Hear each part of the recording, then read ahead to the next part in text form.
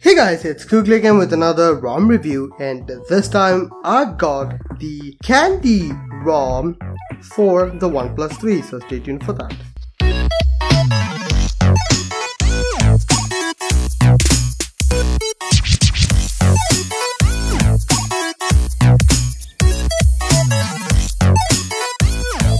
So guys, the CandyROM, it's been around for some time now. I do remember this on my S3 ROM. It's a great ROM. It takes a lot of elements from a lot of ROMs, it cherry picks them and makes it into a cohesive process. So let's get started now. First of all, what you would see here is the lock screen. Well, it is a launcher. You have the normal launcher which you will find.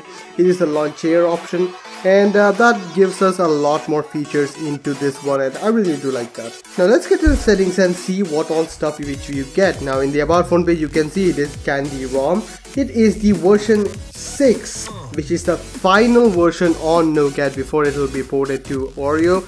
Not really sure if it will be done that way, but well, it is a final version nonetheless. The kernel is called the no spam Dan, who is the maintainer for this particular ROM, which is pretty cool. The SLN status is enforcing. This is on Nougat and it is for the OnePlus 3. And you can get a few more information in the About Candy page, where you have changelog, Garrett and Google Plus page.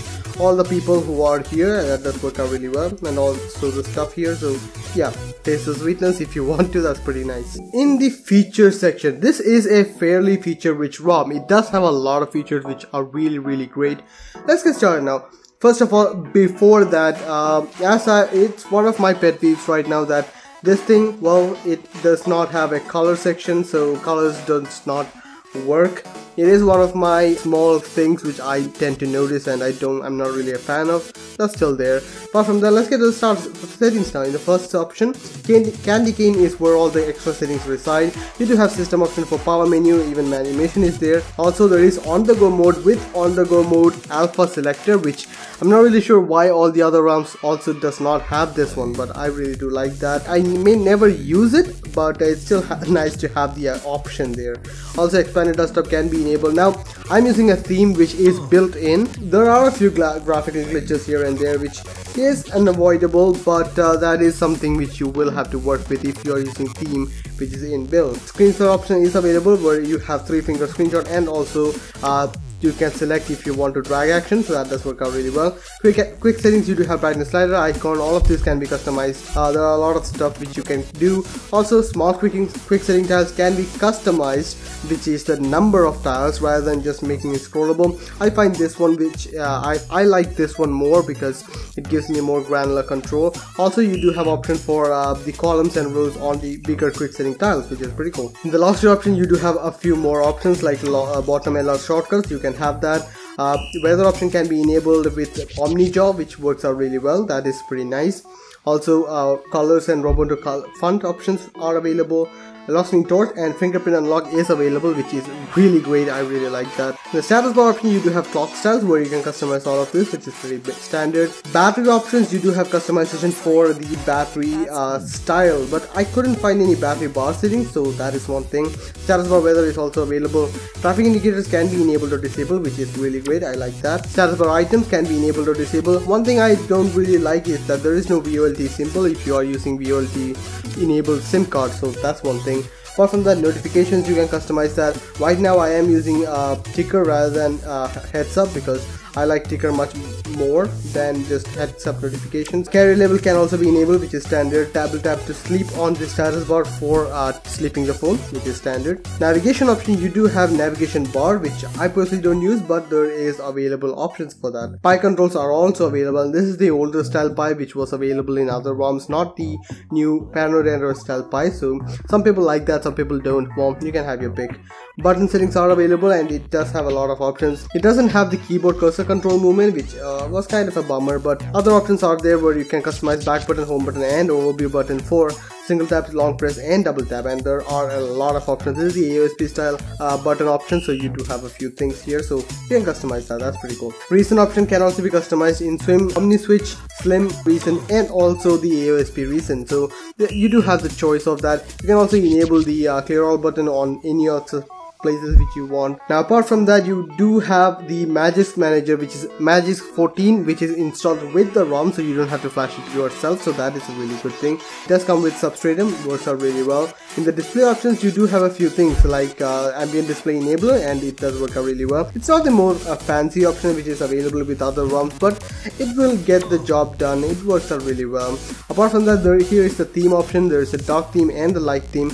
Light theme is what you would expect out of any other AOSP based ROM, so it does have double tap to wake and prevent accidental wake up, which works out really nicely. Dashboard options are available, but there is no column selection, which kind of bumps me out, and also density options. But what I've noticed is that out of the box, after you flash the ROM, it comes with a 410 or something. The default display size is very low. So yeah, there you have it. These are the options which is available in the display options. Now apart from that, you do have options for light management, so battery lights and notification light can be customized to your liking, which work out really well. Now apart from that, in the sound options, you do have option to link the notification and ringing volume, which I really like.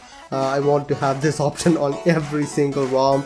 It works out really well. Apart from that, there isn't much going on. There is OnePlus Dose, which is great. It does have pickup, hand wave and pocket mode animations for the active display. Works out really well. Gesture animation, jump to camera with the double tap of the power button. Screen of gestures are working, and you do have a few more extra stuff which you can customize, even a custom application to all of these gestures. Also, notification slider options are available, and one thing which you need to note is that the button configuration is swapped whenever you get into the ROM first time. So just swap the buttons from here and it should work out really well. It also has app ops. What it does is allows you to customize what all permissions each service has, and you can improve battery life or improve privacy as and when you want it. So that is the great deal about it. So yeah, these are the options which are available for this ROM. So frankly, it is quite a lot of options, and it does work out really well. I really do like that. I'm gonna give it a 7 out of 10 for features. Now comes the battery life. For me, the battery life was pretty average, nothing spectacular. I got about 15 to 16% of active drain and about 1.6 to 1.7% of idle drain, which is honestly just normal. I expect this out of any other Lineage based ROM, so nothing special going on. I'm gonna give it a 6 out of 10 for battery life. Now the performance score, let's see the AnTuTu benchmark score. It's about 147,586, which makes it on the higher level of the performing ROMs which I have done recently. So I'm gonna give it a 7 out of 10 for performance. Now the stability of the ROM. To be really frank, I did not see any difference from this one. It is a very stable ROM, but that is what you expect out of a ROM on Nougat right now, because Nougat is frankly on its way out, and right now there aren't any other Nougat ROM with a problem in stability. Well, that wouldn't be a real ROM anyway. So that is one thing. Nothing spectacular, it works out really well, but that is what you expect. So I'm gonna give it a 6 out of 10 for stability. Now comes the camera quality. Now this ROM comes with Lineage camera, and it is perfectly adequate. It works out really well. It is a very capable camera, and I have seen this one to be working really well. Most of the cameras on this one does work out really well. You can see the noise stage is really low. I like this camera a lot, but Lineage camera, I mean, I have been accustomed to the Gcam and the awesomeness which is HDR+. I use that as a daily driver, and I think all ROMs should have this as their primary device or primary camera. So I'm gonna give it a 6 out of 10 for camera. Now comes the aesthetics, and it does support substratum. Full substratum support is still there, but also you do have the extra bling which comes with it. So the red with all the toggles like this one, it works out really well, and even the slider button, which is pretty cool. I like this a lot, and it works out really well. I like it, and I give it a 7 out of 10 for aesthetics. Now comes the overall experience, and this is what I want to talk about this ROM. Up until now, this is a really great feature-rich ROM. Okay battery life, okay performance, on the same level of any other performance-based ROM. But the problem is there are a lot of ROMs right now, and honestly this ROM did not appeal to me as anything special. It may to you, for someone who is going to use this ROM as their daily driver, you might have found that this one works with that particular thing which you want to do. But for me, it was just another great ROM. But again, emphasis on another. So I'm gonna give it a 6 out of 10 for overall experience. Let me show you guys a boot animation, which is pretty cool. So here is the boot animation, which is the stock pixel boot animation, which well, that was a surprise. It's just another normal boot animation, nothing special, but hey, it's minimal, it works good, it looks good, so yeah, G. So guys, that much is it about the ROM then. The overall score is going to be about 6.43. I'm gonna give it a 6.4. This is an okay score. As I've said, I personally didn't find anything special with this ROM. With most of the ROMs, I do find something special. I do find a reason for using this. Yes, it does have a reason for using it. It is feature rich. It does have a great performance, normal stability, great aesthetics with a red eye accent and dark skin and all that.